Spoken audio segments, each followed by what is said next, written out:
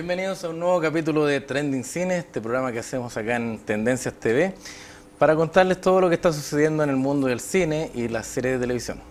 Hoy día tenemos dos invitados de lujo, como siempre. Vamos a partir por las damas. Estamos junto a Antonella Esteves. Gracias por venir, Antonella. Gracias, Juan Carlos, por la invitación. Una mujer que sabe mucho cine chileno, directora del Festival de Cine de Mujeres de Chile, locutora de radio, académica, una persona que sabe muchísimo de cine y con la cual vamos a estar hablando principalmente de qué es lo que está ocurriendo hoy día con el cine chileno, sobre todo los últimos 10 años. Y por acá, dueño de casa también, Felipe Tapia, columnista de Cine TV+, y profesor de la Santo Tomás, y entre otras cosas. ¿Cómo estás, Felipe? Muy bien, gracias. Partamos contigo, Felipe.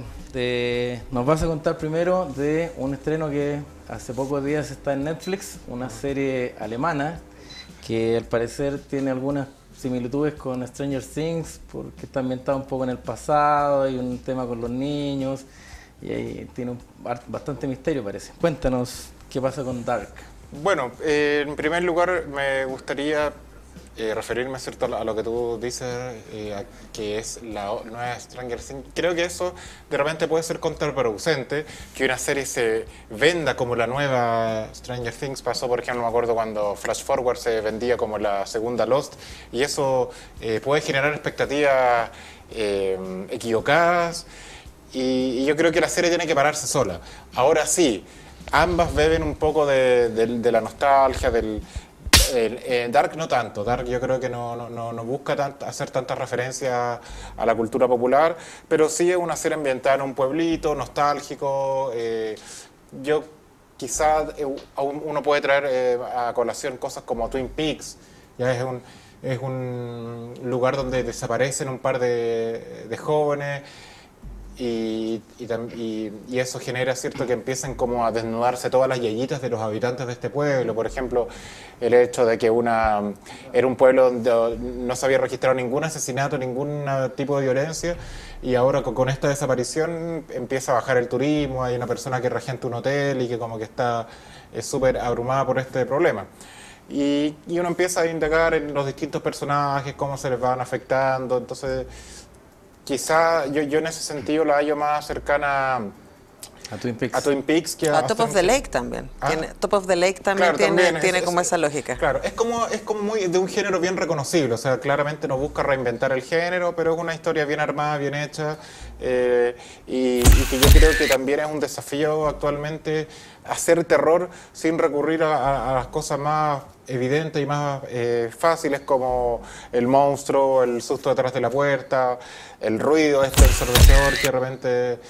Entonces yo creo que el desafío está en construir un terror más psicológico, que uno puede ver, por ejemplo, en otras producciones que también son extranjeras. Uno está más acostumbrado a la narrativa y a la mecánica hollywoodense. Entonces cuando la gente vio The Witch, La Bruja, mucha gente dice, no, pero esto no es terror, porque claro, nos tienen de alguna manera acostumbrados, y yo también, a cierta narrativa. Entonces cuando vemos una cosa que funciona con otra lógica nos descoloca. Quizás ese puede que sea un problema que tenga Dark, mucho menos que en The Witch, que en La Bruja, pero en ese sentido, el hecho de que la serie sea alemana y no hollywoodense, ¿produce una lejanía tal vez? ¿Tiene otros códigos? ¿O una serie que más bien...? Mira, yo creo que tiene otros códigos, pero yo creo que suman más que restan. O sea, yo creo que no creo que vaya a producir una lejanía, porque yo creo que si está metido Netflix en el cuento, nunca va a ser algo tan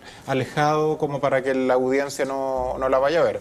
Yo le tengo fe y creo que se va a poder parar y por sí misma, a pesar de que tiene códigos que son no hollywoodenses, que son más alemanes. Creo que en este caso le suma, pero sí es una narrativa distinta, y yo creo que si la gente la ve esperando una nueva Stranger Things, de repente se puede llevar un chasco, porque acá no hay tanto humor como en Stranger Things. Es una serie mucho más oscura.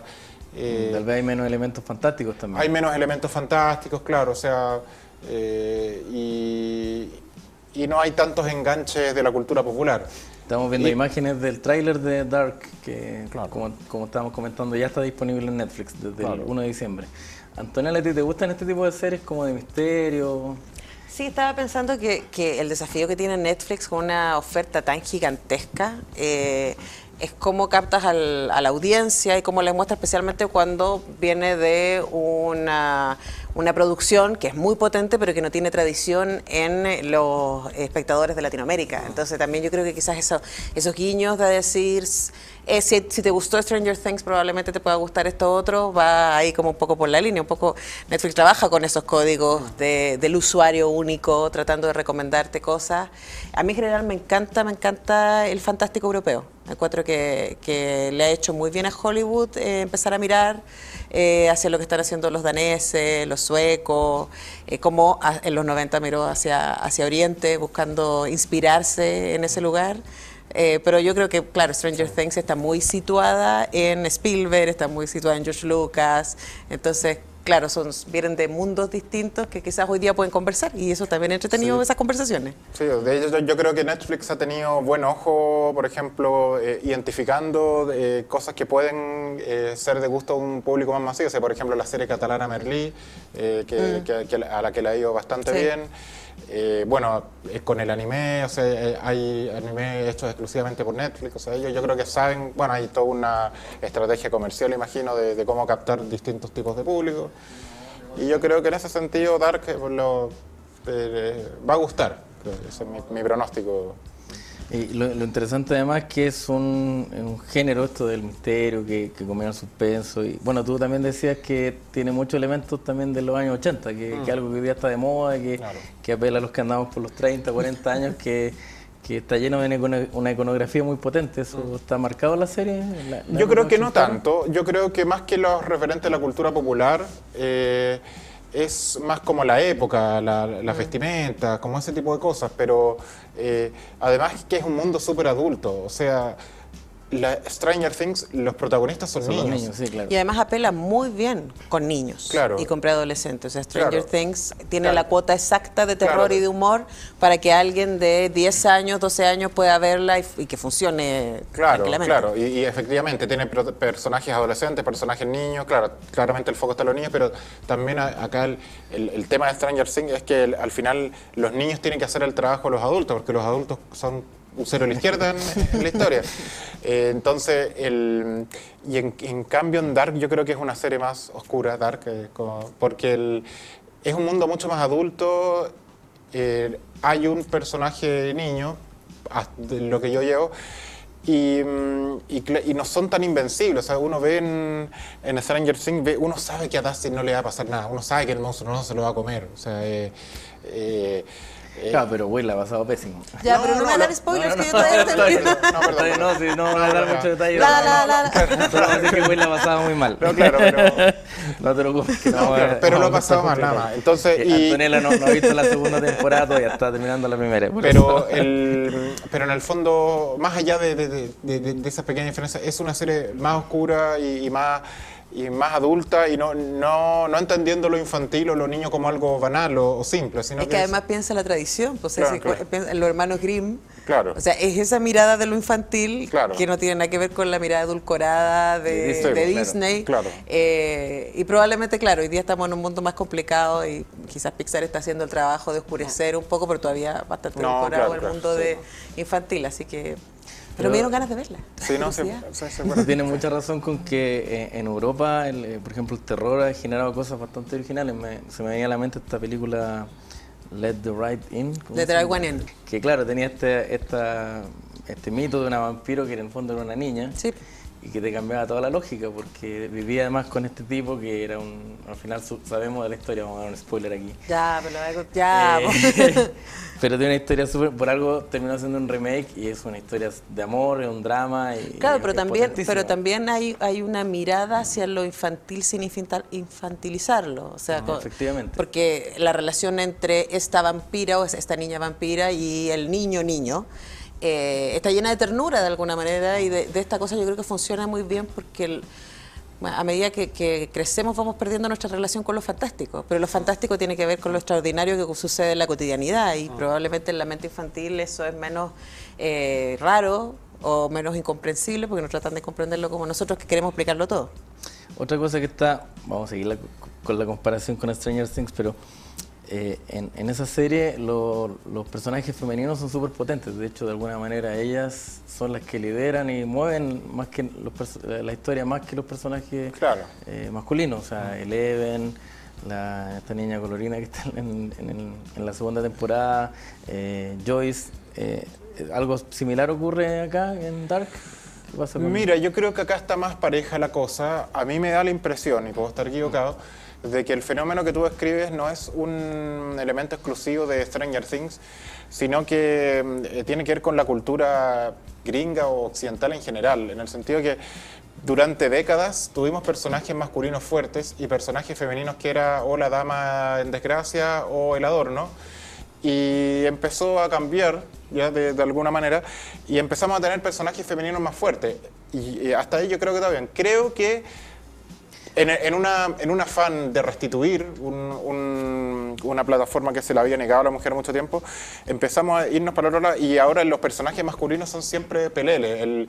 En Pixar pasa mucho eso. Por ejemplo, Ratatouille, el personaje femenino es como la que tiene personalidad, y el tipo es un cero, es un pelele. Y si uno revisa muchas de las películas para niños, y creo que está bien, creo que está bien que se haga un poco, muchos personajes femeninos fuertes, bueno, Moana, bueno, en las películas de Miyazaki, japonesa, también pasa mucho eso. Y claro, siento que a veces ahora al personaje masculino se le da este rol un poco de pelele, del tipo como que se deja guiar por la hoja por el viento casi. Y yo creo que con Stranger Things pasa eso. O sea, Eleven era la que cortaba el cake y los cabros chicos eran como, bueno, aparte que eran unos nerds. Pero además Eleven es súper poderosa. No, claro. Pero no, claro. Es solo un tema claro. Ahora si nos vamos a meter ahí, yo creo que también está dando cuenta de una masculinidad en crisis. Porque en este proceso de empoderamiento de los roles femeninos, que tiene que ver también con que finalmente se está dando espacio a las mujeres no solamente delante de pantalla, sino también a escribir y a dirigir series y películas, y por lo tanto empiezan a salir del estereotipo que tú decías o la mina bonita que hay que rescatar o la madre que protege. Claro, y en esa lógica, ¿cuál es el lugar del hombre si siempre ha sido el caballero que rescata o el héroe del día? Claro, eso, yo creo que eso pasa un poco, y en los Juegos del Hambre yo creo que es el ejemplo como más representativo de lo que tú dices. O sea, ahora, igual yo tengo mis pero, a mí los Juegos del Hambre partí viéndolas con mucho entusiasmo, pero creo que una manera de domesticar, bueno, eso tiene que ver también, yo justo ahora estoy haciendo una investigación al respecto, domestican a Katniss a través del amor, porque finalmente ella... Tienen que elegir entre los dos, Claro, y ella es súper poderosa y es súper independiente hasta que su corazón se mete en un lío ahí entre estos dos varones, y es como domesticada y pierde su rol de heroína porque finalmente tiene que volver a hacer el rol de sujeto amoroso. Pero sí ocurre algo interesante, yo creo, ahora último, y es que la mujer se empodera, pero sigue siendo femenina, porque los personajes femeninos fuertes que teníamos en los años 80, como Sarah Connor, como la Teniente Ripley, como Gina, eran masculinas, pues eran mujeres, pero eran musculosas y en el fondo ejercían un rol un poco masculino, mientras que hoy día tenemos personajes femeninos que siguen siendo... Es que yo creo que más entretenido que eso. Yo creo que hoy día se está poniendo en cuestión qué es lo femenino y qué es lo masculino. Claro, son los roles. Y yo creo que eso es muy entretenido, porque claro, veíamos a Sarah Connor y era como que ella se tiene que investir de lo masculino para poder ser poderosa, pero si analizamos, por ejemplo, Game of Thrones, y vemos los personajes femeninos que hay ahí, que son tremendamente femeninas en el sentido del maquillaje, el pelo, el uso de su sensualidad y de lo erótico en ella, pero al mismo tiempo siguen siendo muy duras, muy líderes. En el caso de la reina, olvidé el nombre, de la rubia, de la Cersei, que además es una bestia terrible, y uno diría es tremendamente masculina en su actuar. Pero es una mujer que al mismo tiempo está armada desde lo femenino, entonces me parece que es muy entretenido. Y Jaime Lannister termina siendo mucho más sensible y mucho más amable y mucho más disponible al diálogo, que se supone que son características femeninas. Entonces, creo que una cosa que dijo alguna vez el escritor de los libros, cuando le preguntaron cómo podía generar estos personajes femeninos tan complejos, él dice, yo pienso que las mujeres son personas. Y yo creo que cuando empezamos a dejar de ver los hombres son así y las mujeres son así y empezamos a entendernos como personas en todas sus complejidades, las narrativas cambian y también, yo creo que por eso me parece interesante lo que pasa con el audiovisual, también nuestra manera de mirarnos a nosotros mismos cambia y se complejiza. Empezamos mucho más complicados que el estereotipo. Claro, o sea, yo creo que, claro, así como tú dices que el rol de la mujer se está definiendo, también hay una crisis ahora ¿qué hace el hombre? O sea, ahora que la mujer es la heroína, ¿qué papel le damos al hombre que no sea el damiselo en apuros? O sea, claro, pues, tampoco se trata de eso. Y en Game of Thrones yo creo que hay tantos personajes que ahí tienes, por una parte hay distintos tipos de líderes, entonces puedes tener a Brienne, que es como la marimacho en el fondo, es un poco esta cosa de que el hombre... Que abandona lo femenino. Claro, y es como ella se comporta como hombre porque todavía tenemos resabios de esa cultura que nos dice... El hombre hace esto y la mujer hace esto, y si la mujer hace esto, está haciendo cosas de hombre. Por otra parte tienes a Sansa, que podría considerarse un personaje más femenino dentro de lo... O ambiguo. Claro. Sansa es lo trans, no, claro. Se mueve además literalmente. No, claro, se mueve identitariamente. No, claro, pero en el fondo lo que nos están diciendo tampoco es malo, o sea, tampoco es malo que haya un personaje femenino así, o sea, tampoco es que haya que como que sí, yo estoy muy de acuerdo con eso. De hecho, creo que, por ejemplo, este año, a nivel internacional, especialmente en Estados Unidos, la serie más premiada ha sido The Handmaid's Tale, de Hulu, que está para encontrar. Si uno la quiere ver, yo ya la vi, si la quiere ver, la encuentra. Y a mí me llamó mucho la atención una crítica que yo leí diciendo que la serie no era feminista porque finalmente las mujeres también eran malas. Y era como, pero perdón, si es como, no estamos diciendo que, en este caso, entendiendo feminismo como poner en cuestión estos roles y estos estereotipos, va a ser que todas las mujeres son buenas y heroicas. Claro. No, es exactamente lo contrario. Somos tan complicadas y podemos ser tan buenas y tan perversas y tan maquiavélicas y tan inocentes, ¿cómo pueden serlo los hombres también? Es un poco lo que pasa, claro, con los negros y los latinos, que ahora dicen que no pueden haber personajes latinos que sean traficantes o personajes negros que sean malos. Es que no podemos ser solos. Claro, no podemos. Y yo creo que, bueno, ahí hay una explicación en el libro de Handmaid's Tale, al final hay como una explicación que cuenta que en el fondo cuando tú creas un régimen totalitario y por ejemplo, si tú capturas un montón de negros, lo haces tus esclavos, pero nombras un negro capataz de los esclavos, como que él, claro, se empodera de alguna manera y se distancia. Y eso pasaba con las mujeres, con las tías que aparecen en The Handmaid's Tale. Y con las esposas. Claro, con la esposa, claro, que en el fondo las distancias, como que las pones a cargo, entonces ella se siente superior y por eso, que asumen este rol. Pero era una dictadura masculina a final de cuentas. Podían tener estas más o menos infiltradas, pero era un gobierno teocrático patriarcal totalmente. Absolutamente. O sea, claro, entonces, bueno, y de hecho se trata la serie, de denunciar ese orden. Esa serie está alucinante. Sí. Totalmente. Felipe la estuvo recomendando, yo no la veo, pero... Pero vela. Sí, la tengo muy pendiente. Hay una película también de los... Sí, hay una película de principios de los 90 con Faye Dunaway. Sí. Para cerrar nada más el tema, Dark, ¿lo recomiendas entonces? Sí, la recomiendo, sí, vale la pena echarle un vistazo y sí. Perfecto. Bueno, ya que Antonella citó a George R.R. Martin, el autor de Game of Thrones, la semana pasada estuvimos conversando de It, que es una película ahora basada en un libro de Stephen King. Tú ahora nos vienes a hablar de otra película basada en un libro que está haciendo un top de ventas en Estados Unidos porque también toca la fibra de ochentera y nos estamos refiriendo a Ready Player One, película dirigida por el gran Steven Spielberg y que se va a estrenar el próximo año. Cuéntanos un poco de Ready Player One. Bueno, Ready Player One es una novela que está escrita para un público muy objetivo y yo creo que somos nosotros. ¿Ya? Le pusieron el santo grial de la cultura pop. El santo grial de la cultura pop, exacto. Y claro, no es una obra filosóficamente muy compleja, pero tampoco es una cosa totalmente vacía ni un montón de referencias pegadas. Creo que es una historia bien entretenida, bien humana, o sea, un protagonista con el que uno se puede identificar. Y que toca igual cosas, toca temas que pueden ser importantes. O sea, ¿qué pasa si te enamoras de una persona en internet pero no sabes en el fondo quién es? Esta cosa de crearte una identidad totalmente distinta en internet, puede ser una mujer que se cree una identidad de hombre, ese tipo de cosas. Algo que ya estamos viviendo. Claro, pasa todos los días. Y de hecho también, o sea, yo creo que no es una obra así que va a redefinir la ciencia ficción, porque claramente es una obra bien livianita, escrita con una prosa bastante simple, pero sí creo que es bien rigurosa, porque cuando uno construye un mundo de ciencia ficción tiene que ser lo más exacto posible. ¿Ya? O sea, y acá crea un sistema que se llama Oasis, que es como la internet, pero que es como pero no solamente crea este mundo y ya, y una realidad virtual, sino que crea como crea todas las posibles consecuencias, el hecho de que hay transacciones de dinero, de que hay gente que se crea avatar, de que el sistema educativo ahora funciona en realidad virtual, porque eso permite que todos puedan ir, aunque seas pobre, puedes acceder a la educación. Entonces, hay un montón de cosas que son bien interesantes. O sea, está más cercano en literatura de Asimov, tal vez.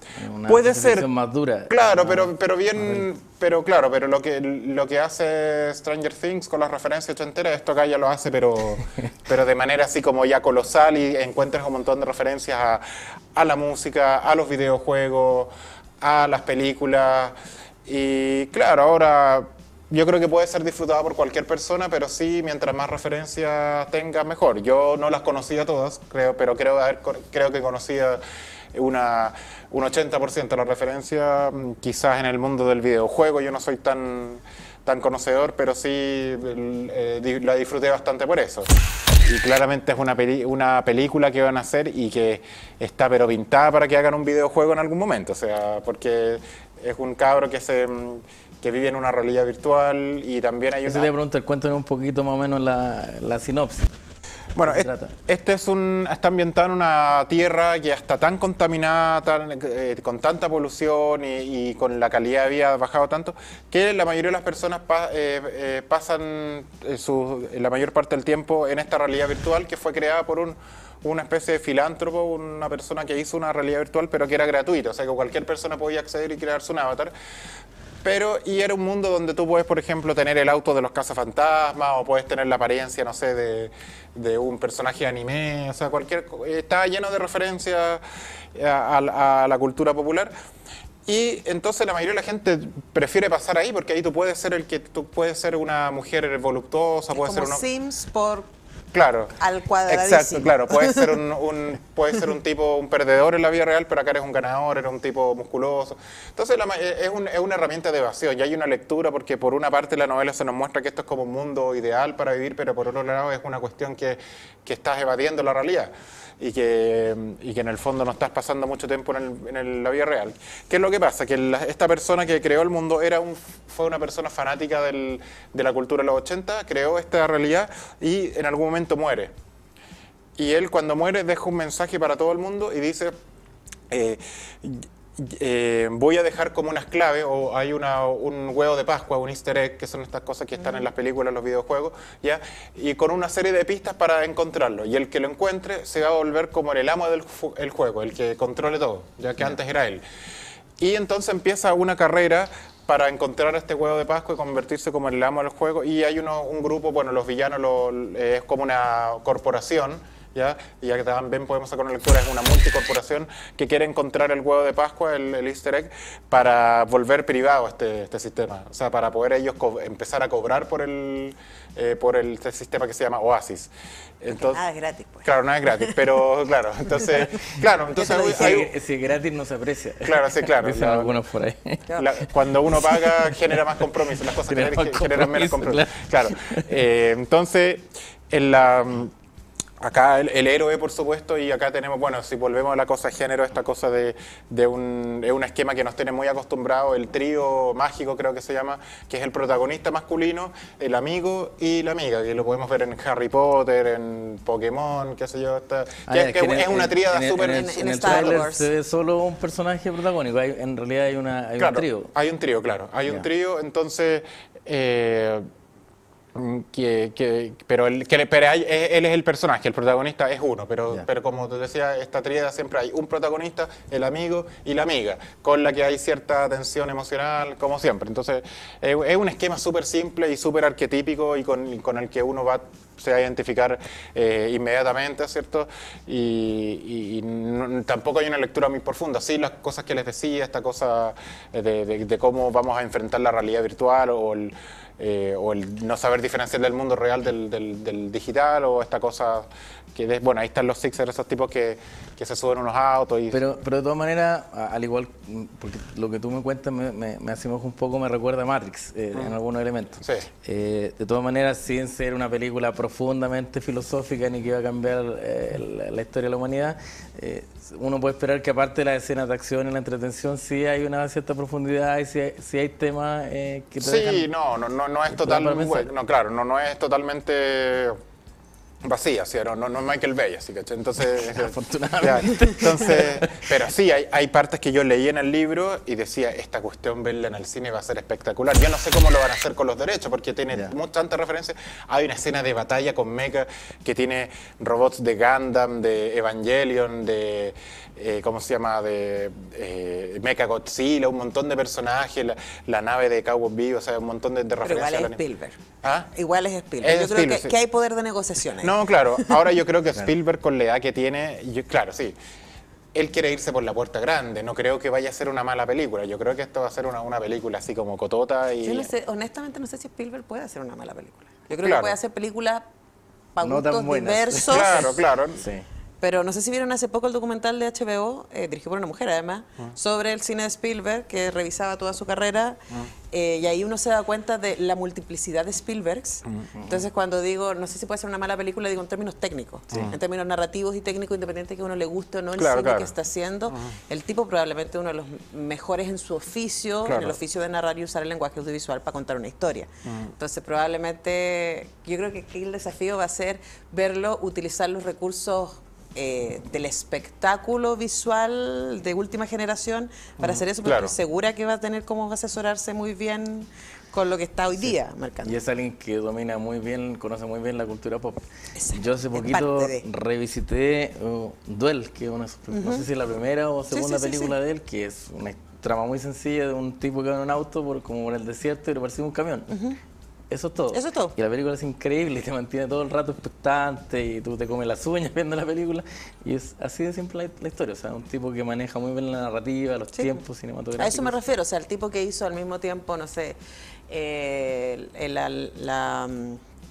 Múnich o Amistad o La lista de Schindler, pero al mismo tiempo hizo Indiana Jones. O sea, estamos hablando de ese nivel de versatilidad que es difícil que no se luzca acá.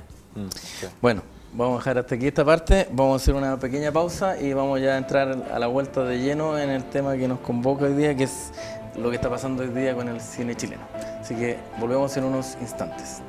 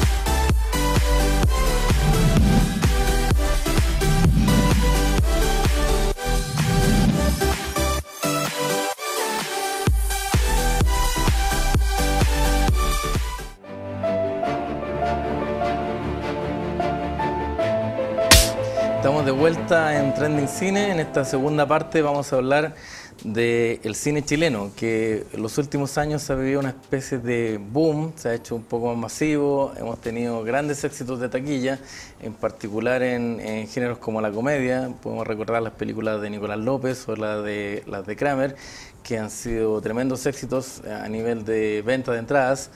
Y también grandes cineastas chilenos que están destacando a nivel de festivales de cine, han recibido muchos premios.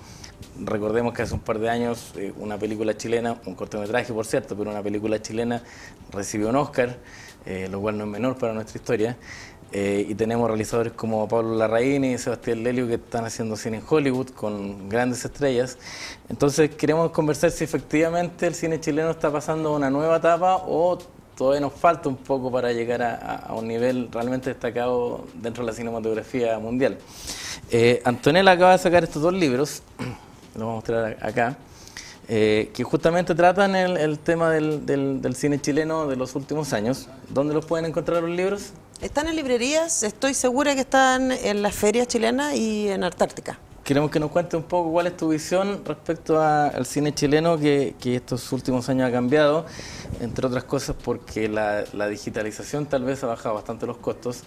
En ese sentido quiero contar que hasta hace unos 20 años atrás el cine se hacía exclusivamente en formato celuloide, que era un proceso químico y físico bastante complejo, bastante caro de hacer, y que hoy día con la tecnología, las cámaras digitales, hoy día uno puede hacer incluso, no es la idea, pero uno puede hacer hasta una película con un celular. Entonces eso ha facilitado que los costos y la realización sea mucho más sencilla.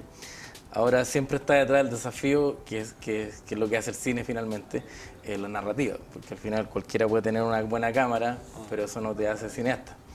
¿En qué parada crees que está hoy el cine chileno? ¿Estamos a un nivel, nos falta mucho para estar Es que en la yo creo que depende que entendamos por qué filmamos lo que filmamos. La primera entrevista es de Jaime Badel. Y Jaime dice algo que a mí me parece que es muy cierto, y es que nosotros los chilenos siempre pensamos que estamos partiendo de cero todo. Y el cine chileno tiene una larga historia y ha tenido varios momentos de intento de industrialización y de gran producción. Durante los 20, con el cine mudo, una gran producción de la que lamentablemente solo hoy día tenemos 4 largometrajes restaurados. Luego durante los 60 hubo otro momento muy interesante. Y claro, como tú dices, la posibilidad de que nos da el cine digital, también el advenimiento de las escuelas de cine de manera que permiten de manera masiva que haya una cantidad de gente que pueda estudiar cine, que por lo tanto adquiera las herramientas para utilizar la narrativa de manera coherente, permite que hoy día haya una producción significativa. Y claro, hace 10 años atrás teníamos con suerte una docena de películas estrenándose comercialmente, hoy día estamos cerca de las 50 en los últimos años. Entonces, efectivamente tenemos muchas más películas y al interior de esas películas tenemos gran diversidad de películas. Luego, el desafío que tiene hoy día el cine chileno es hacer el link con la audiencia. Yo creo que ese es la mayor falencia que tiene hoy día, porque claro, como tú dices, tiene un nivel de representatividad súper importante a nivel internacional, hay mucho respeto por el cine chileno, no hay festival importante que no tenga programado por lo menos un par de películas chilenas, es así de simple. O sea, en el Festival de Cine de Valdivia, hace unas semanas atrás estuvieron los programadores de muestras de Cannes, de Berlín, de Venecia, etcétera, y todos ellos hablaban con mucho respeto de lo que se está haciendo en Latinoamérica y en particular del cine chileno. Pero que una película gane premios importantes, como por ejemplo pasó este año con Una mujer fantástica, no asegura que va a ser un éxito en taquilla. De hecho, hay muy pocas películas hoy día que están superando los 10.000 espectadores, que es poquísimo. Poquísimo. O sea, no alcanza para ni siquiera a pagar los costos de lo que cuesta hacer una película. No, y de hecho por eso también, yo creo que por eso también se genera esta distancia, porque la mayoría de las películas chilenas hoy día no tienen su financiamiento en la taquilla. Están hechas con fondos, con apoyos internacionales, con coproducciones, con mucho trabajo y apuesta de los propios realizadores también. Entonces, no está esta relación con la audiencia como un pie forzado. Y eso es bueno por un sentido porque le da muchísima libertad a los realizadores, y es malo en otro sentido porque no estás buscando relacionarte con esa audiencia, como sí lo hacen las películas que tú nombraste. O sea, Nicolás López tiene muy claro qué es lo que tiene que hacer para llenar salas y lo hace. Independiente de lo que uno puede opinar en términos de la calidad de sus películas, pero el tipo es una máquina. Y ahí está, y es tan una máquina que logró hacer la película más taquillera en México, que no es su circuito. Entonces el tipo entiende perfectamente qué es lo que hay que hacer para hacer cine comercial que funcione. ¿Tú crees que, perdón, este problema del el cual tú dices que Nicolás López sabe cómo llenar las salas, quizás es un problema que no es que alguien no sepa cómo encantar o atraer una audiencia, sino que a lo mejor no están los medios o las plataformas para hacer llegar estas películas a las salas, porque dicen de plano, no, es que esta película no va a llegar o no le va a gustar a la gente, así que para qué exhibirla en un cine. Entonces no se le hace una campaña publicitaria como sí la tienen las películas de Nicolás López, y hay mucha gente que acaba creyendo que el cine chileno es o películas de Nicolás López o películas de política así que tienen que ver algo con el golpe militar. Claro, y por ejemplo, ese tipo de prejuicios como el que acaba de nombrar goza de excelente salud y está basado en una falacia total, que volvió a aparecer este año con el estreno de Cabros de Mierda. Pero cuando tú te pones a investigar el cine de los últimos 30 años, no hay más de una docena de películas de ficción en 30 años que hayan hablado directamente del golpe militar. Entonces, no es un tema que esté constantemente en el cine chileno, pero la gente cree que sí. Entonces, ¿cómo vamos contra eso? Yo creo que el tema es mostrar la diversidad. Ahora, sí creo que un problema es que hay varios problemas. Uno de los problemas pasa con que muchos realizadores no tienen en cuenta su audiencia desde el minuto que parten. López sí. López sabe desde el minuto 1 y empieza a hacer campaña y empieza a usar las redes sociales y además porque él trabaja muy cercano a la televisión. Su tipo de cine es un cine que a la gente le resulta muy accesible porque está dentro de un lenguaje que es muy básico. Sí, de hecho, Sin Filtro era casi un poco como que está Se parecía mucho a Mentiroso, Jim Sí, Carrey. sí, no, pero también era esta es la serie con Paz Bascuñán. Claro, con Soltero otra vez. Soltero era eso, era como le dio a la audiencia lo que quería ver. Exactamente, entonces claro, tú ya tienes una audiencia que le resulta familiar eso y además hiciste una campaña para que esa audiencia, que ya está cautiva por la televisión, pueda entrar. El tema es cómo haces para que entren a cosas que son un poquito más sofisticadas. Yo creo que hay maneras. Yo creo, por ejemplo, Gloria fue un súper buen ejemplo de que se puede hacer una película de calidad, de autor, con una propuesta visual de nivel y al mismo tiempo generar una complicidad con la audiencia. O sea, no conozco a nadie que haya visto Gloria que no haya salido realmente conmovido, y especialmente las mujeres que están más o menos en el grupo etario muy identificadas con eso. Y yo creo que ahí ese tipo de cine todavía nos falta difundir más. Yo creo, por ejemplo, este año tuvimos Mala Junta, que es una estupenda película de Claudia Guayquimilla, que sí tenía esos elementos. O sea, era una película muy conmovedora, que había muchas maneras que uno como audiencia se podía acercar. Y que tuvo bastante buen público para ser una ópera prima de una mujer muy joven, etcétera. Pero que podría haber llegado todavía más gente si hubiera tenido más apoyo en términos de marketing y difusión. A Rara también creo que le fue bien, por lo menos en términos de crítica. O sea, es que ahí está el tema, ¿cachai? Claro. Porque por un lado tenéis buena crítica, o te Pero y te va bien en festivales, mala pero taquilla. eso no asegura que te va a ir bien en taquilla. Claro. Claro, ahora es interesante que año 2017, casi 2018, se siga existiendo este prejuicio de que las películas estén marcadas por el golpe militar. Ahora, yo creo que eso tiene que ver porque efectivamente hubo una época, en los años 90, 80, que hubo mucho cine político, y también porque hay muchos actores, realizadores que incluso son militantes de partidos de izquierda. Es que ¿sabéis qué pasa, Juan Carlos? Yo creo que eso fue. Machuca, que es como... Claro, Machuca ahora hay películas que no tienen nada que ver con política y la gente lo sigue ligando a eso, por eso se quedó ese prejuicio, a eso me refiero. Sí, no es que sea así, yo estoy de acuerdo contigo que es un porcentaje mínimo. Ahora también, no es que sea malo que existan películas que no, toquen para el nada. tema, porque por ejemplo tú vas al cine norteamericano, está lleno de películas sobre el holocausto judío, de temas de política, Vietnam, está lleno, o sea, no es claro, que sea malo per se tampoco. Lo que pasa es que sí está... A ver, mi teoría al respecto, y es bastante puntuada, pero bueno, Sí. mi primer libro es sobre ese prejuicio. Ya, sí. Sobre esa idea de que el cine chileno de los 90 fue un cine eminentemente político. Yo escribí ese libro 2003-2004, haciéndome esa pregunta, bueno, ¿qué tanto hablaba el cine chileno de la dictadura? Estoy pensando en ficción, en documental es otro mundo y en documental sí hay bastante. Pero en ficción lo que se pensó, películas como La Frontera o como La Luna del Espejo, que fueron las primeras en los 90, La Luna del Espejo no tiene nada que ver con la dictadura, nada que ver con la dictadura, solo el personaje es un exmilitar, eso es todo. Pero no está ni en el contexto, o sea, no tiene nada que ver. La Frontera uno podría decir, bueno, tiene un poquito más que ver porque finalmente el tipo es un relegado, el protagonista. Bueno, ya, está en ese contexto. Luego está Amnesia, de Justiniano, que uno podría decir, ya está derechamente. Y de ahí no hay nada hasta el 2004 con Machuca, nada. Que uno pueda decir, aquí se habló. Desde Machuca hasta 2014, no hay mucho más cuando empiezan a aparecer las películas de Larraín. Está la trilogía, Tony Manero, la de Allende, que olvidé ahora, después me acuerdo, y no. Y bueno, aparece Litín con Isla Dawson, con Allende en su laberinto, pero no hay mucho más. Y así de simple, no hay mucho más. Y ahora Justiniano de nuevo con Cabros de Mierda.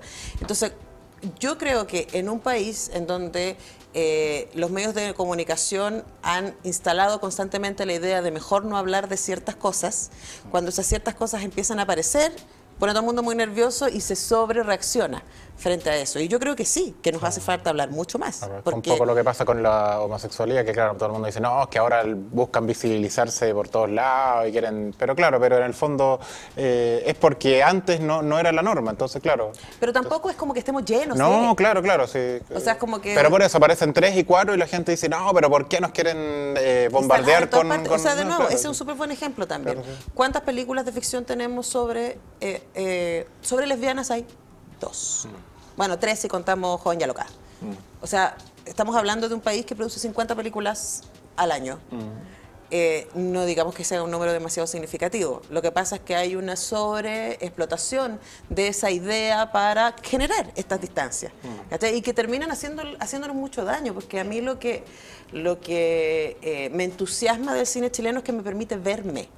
Y yo creo que el problema es que cuando solo vemos cine de Hollywood, porque ni siquiera vamos a decir cine extranjero, pero tampoco vemos cine europeo, cine asiático. Cine Hollywood en un 99%. Claro, cuando solo vemos eso, estamos absolutamente tomados, nuestro imaginario está tomado por otro que es blanco, que es hombre, que es heterosexual, que es rico, que es de primer mundo y habla inglés.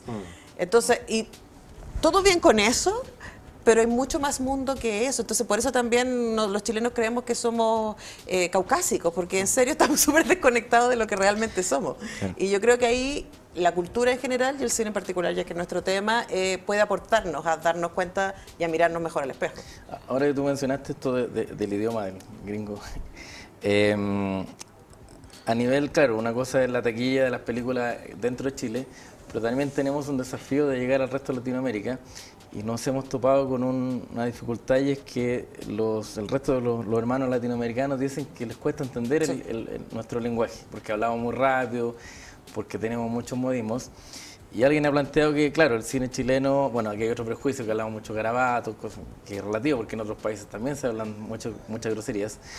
Se ha planteado que una opción es hablar un español más neutro, pero eso también nos quita un poco de identidad, porque si tú ves el cine mexicano está lleno de mexicanismos, y el cine argentino hablan tal cual como hablan, con su acento particular, el español, y nosotros entendemos sin ningún problema. Entonces, tal vez el desafío es cómo, sin cambiar nuestra forma de hablar, logramos conquistar y hacer que los hermanos en Perú, en México, en Ecuador puedan compatibilizar con estas historias. ¿Cómo se puede hacer ahí? O sea, yo creo que ahí hay dos cosas. Uno tiene que ver con distribución y exhibición. O sea, tampoco en el resto de los países latinoamericanos ven cine latinoamericano. O sea, yo estuve de jurado en un festival en Brasil el año pasado y esa fue como la gran conversación en la mesa de críticos, porque claro, los argentinos también, si es que les llegan un par de películas chilenas, que decir, o sea, ¿cuándo fue la última vez que viste una película peruana en cartelera? Que no fuera adentro de un festival, ¿entiendes? Entonces, esa es una primera cosa. Entonces, ¿por qué sí podemos bancarnos y podemos entender lo español, por ejemplo, porque hemos estado acostumbrados a ver series españolas, o sea, nadie se queja de que no entendió El tiempo entre costura o Gran Hotel, porque estamos ahí constantemente. No, y con las traducciones mexicanas también, o sea, todos los modismos mexicanos, la recámara... A ver, crecimos viendo El Chavo del Ocho, entonces de verdad, tuve una experiencia muy linda hace unos meses atrás en Buenos Aires con mis amigos, y había una argentina, un mexicano, 2 colombianas y yo. Y todos hablando en Chavo del Ocho, o sea, era como una cuestión que nos cruzó a todos. Entonces el tema es que, claro, nuestro chileno es ajeno. Ahora hay maneras de resolverlo. Yo te decía, Mala Junta, yo la vi con subtítulos en castellano neutro. Lo que además permitía no perder, además porque en esa película es muy importante el lenguaje, porque es una película además donde se encuentra con el mundo mapuche, y al mismo tiempo permitía que cualquier persona pudiera entenderla. Y yo creo que es un súper buen recurso, subtitular. Así, de simple. Además estamos acostumbrados a ver cine subtitulado. No debería resultarnos tan raro. Podría ser interesante, pero yo insisto con que la solución no pasa en este caso por neutralizar el idioma. No, y por eso te digo, creo que lo otro es más fácil y no perdemos nuestra sonoridad, además también la vuelve más cercana al otro, porque nos acostumbramos. Y otro tema que te planteaba, no sé, ¿qué te parece a ti, Felipe? En la taquilla chilena, en Chile, si uno la revisa, las películas más exitosas todos los años son las películas de terror y las de ciencia ficción o fantasía, superhéroes, cosas así. Y las de niños. Y las de niños, por supuesto, siempre. Y en ese sentido, en ese tipo de género, Chile está súper atrasado. ¿Es factible hoy día hacer cine de género en Chile? ¿Tú crees? ¿Hay un tema de costo? ¿Hay un tema de tecnología? Mira, yo voy a tomar como ejemplo a la animación, porque creo que si bien puede haber animación de distintos géneros, de ciencia ficción, de terror, lo que sea, ¿ya? Yo creo que hubo un momento en que los chilenos pudimos hacer películas de animación con un poquito de pericia técnica a principios del 2000, y hay gente que habla como del boom de la animación que fue como a principios del 2000 con Oguiman Pato, con Papelucho y ahora algunas series que se hicieron también, Diego Iglot, Villa Dulce, y que ese boom después se desinfló, porque claramente estaban compitiendo con el mercado extranjero y en el fondo no, y creo que económicamente no les fue muy bien, por lo menos a las películas. Entonces yo creo que el problema ahí fue hablar de un boom, ¿cierto? Y querer tirar toda la perrilla. Ahora que podemos hacer animaciones con un poquito más de precisión, ahora démosle con todo, en vez de tratar de ir despacito. Entonces yo creo que también, si intentamos hacer cine de ciencia ficción, no buscar hacer como la superproducción o a tratar de hacer uno y después tratar de hacer 10, porque eso a la larga puede matar al género y decir que, pucha, pensamos que les iba a gustar la ciencia ficción, pero parece que no les gustó. O lo mismo con el terror. ¿Ya?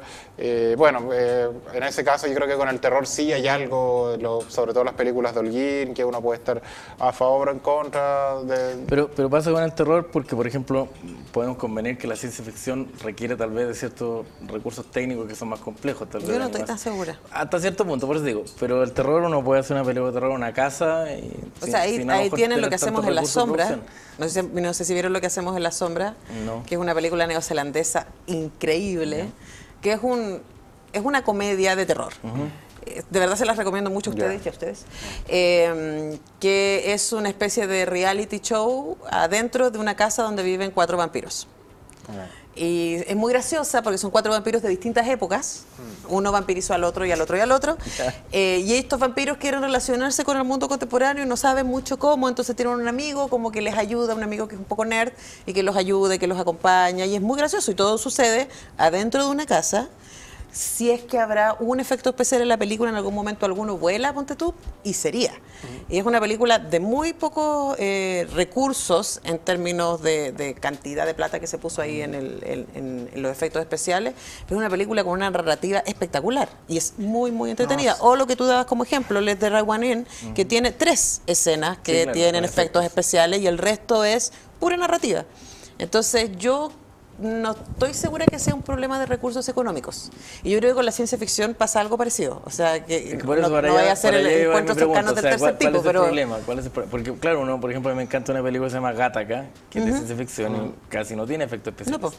Bueno, Star Wars misma, que era pura maqueta. ¿Y por qué fue un fracaso y una decepción La Amenaza Fantasma? Porque era puro efecto especial. Era puro pixel y no, nosotros queremos maquetas. Lo que nos gusta la ciencia ficción es por lo humano que hay en aquello ajeno. O la mismo de Handmaid's Tale, que en el fondo la Margaret Atwood es más ficción especulativa que más que ciencia ficción, que más que ciencia es como una realidad alternativa. O sea, también, yo creo que con imaginación se puede hacer, pero yo estoy de acuerdo con Juan Carlos en el sentido de que a veces cuando uno quiere hacer ciencia ficción igual piensa... Es que tiene eso, depende, claro, ese prejuicio respecto a la ciencia ficción. No, claro, pero igual, o sea, yo creo que sí suma. O sea, yo creo que tener los recursos tecnológicos suman. Ahora, eso no es garantía de que vayas a hacer una buena película y tampoco es que si no tienes los recursos no vayas a hacer una buena película. Yo creo que el problema... de fondo, ¿cuál es el problema? ¿Por qué no yo creo que el problema es... A ver, yo creo que el problema es eso, es querer competir con aquello con lo que simplemente no podemos competir. O sea, no hay cómo. Yo creo que Jorge Holguín es un buen ejemplo de alguien que ha entendido con el tiempo que lo que hay que hacer es proponer desde lo propio. Ahora, la última película de Holguín, que es Gritos en el Bosque, es una película que terminó en el 2014 y que se lanzó en 3D, o sea, él se lanzó a filmar en 3D, y es una película que recién se va a estrenar en el verano. Esperamos, según me contó hace un par de semanas. Entonces, claro, es una película que cuando entra a ese nivel de producción requiere también un nivel de exhibición que para el cine chileno no es necesariamente tan accesible. Lo que a mí me entusiasma de esas películas es entender el terror como algo que es cultural. Entonces, ¿dónde sucede Gritos en el Bosque? En un bosque nativo chileno. ¿Y qué es lo extraordinario que hay ahí? La vida en el bosque. Entonces él también levanta la cosmovisión mapuche y está instalada desde ese lugar versus esta mirada occidental.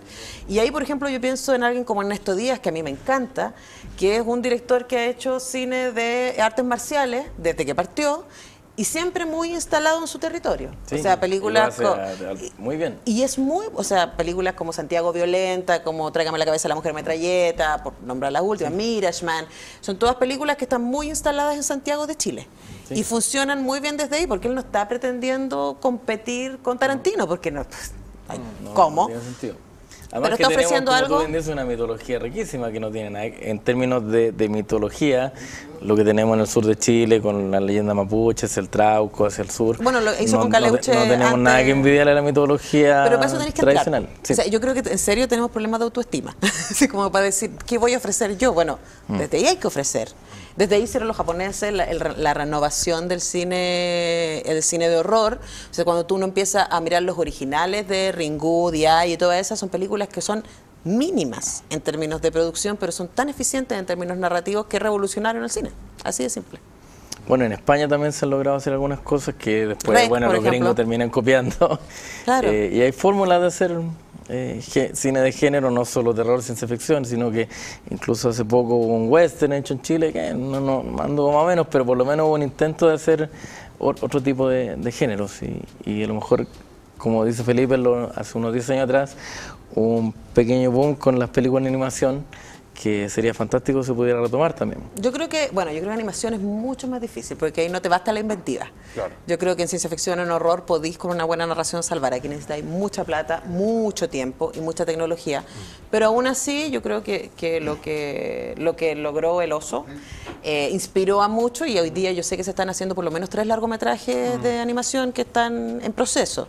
Entonces, vamos a ver qué pasa con el resultado de eso.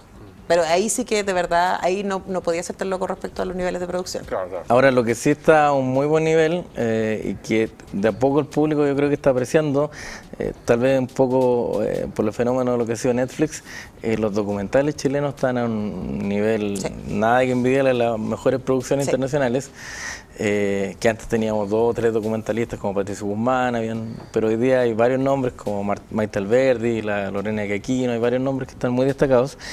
Y creo que por ahí también tenemos una beta que se puede explotar mucho más. Incluso hay salas comerciales que se están atreviendo a dar de repente por ahí uno que otro documental. Y es bueno también valorar ese... Además que los documentales, bueno, lo que hace Miradoc, que es este proyecto de una asociación de documentalistas, se llama Chile Doc, que es llevar documentales, un documental al mes por todo Chile. Yo creo que ha hecho desde hace varios años un aporte súper interesante, pero además la curatoría de Miradoc es muy interesante. Durante este mes estuvo en cartelera, en el noviembre que se nos fue, estuvo en cartelera Robar a Rodán, que es un documental súper entretenido sobre ese caso de cuando se robó el torso de Adele de la exhibición de Rodin en el Museo de Bellas Artes.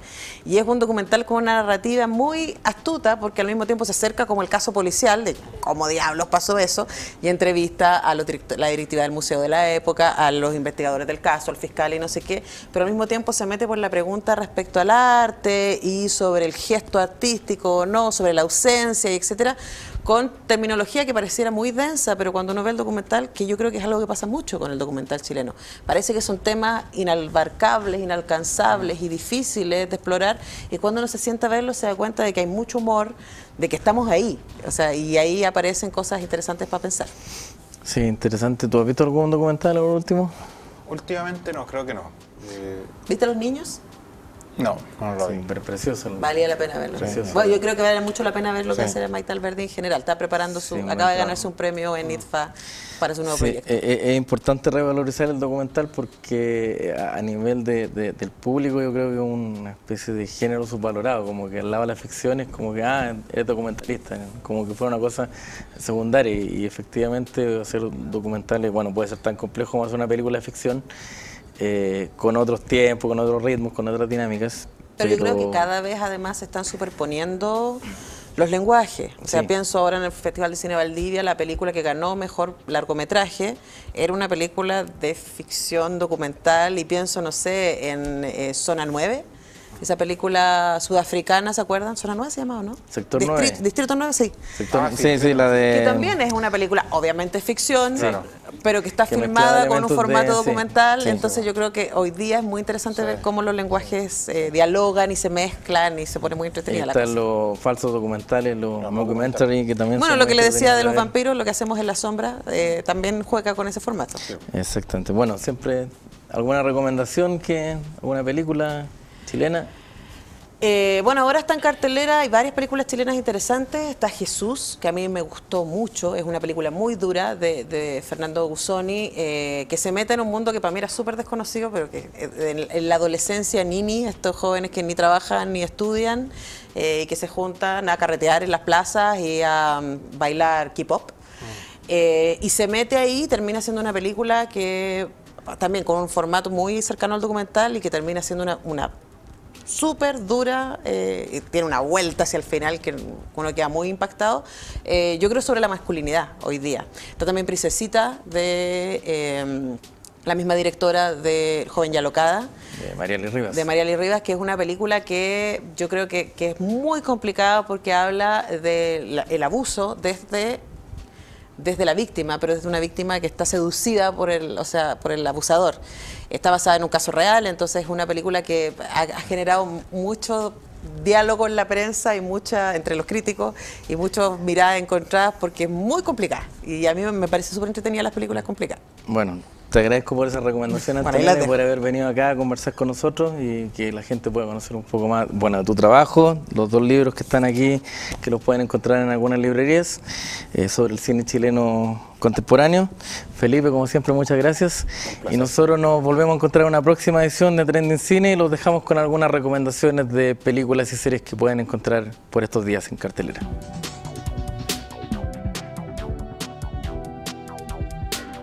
The world has changed. Society in Britain has changed. You married a wild spirit. Trying to tame them is no use. This restlessness of yours, it has to be a thing of the past. The monarchy's too fragile. You keep telling me yourself.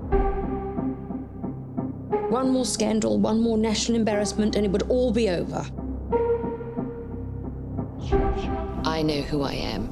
A woman for the modern age. Free to live, to love, and free to break away. There is no possibility of my forgiving you. The question is,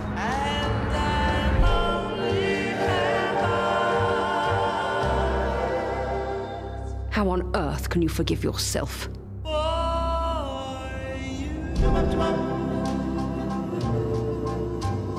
Hola, señora Tanetti, soy el detective Dan Leroy. Él es el teniente detective Harry Ambrose. Queremos hacerle algunas preguntas. ¿Cuál es su relación con Frankie Belmont? No lo conozco. ¿No tenía ninguna interacción con él antes de hoy? No.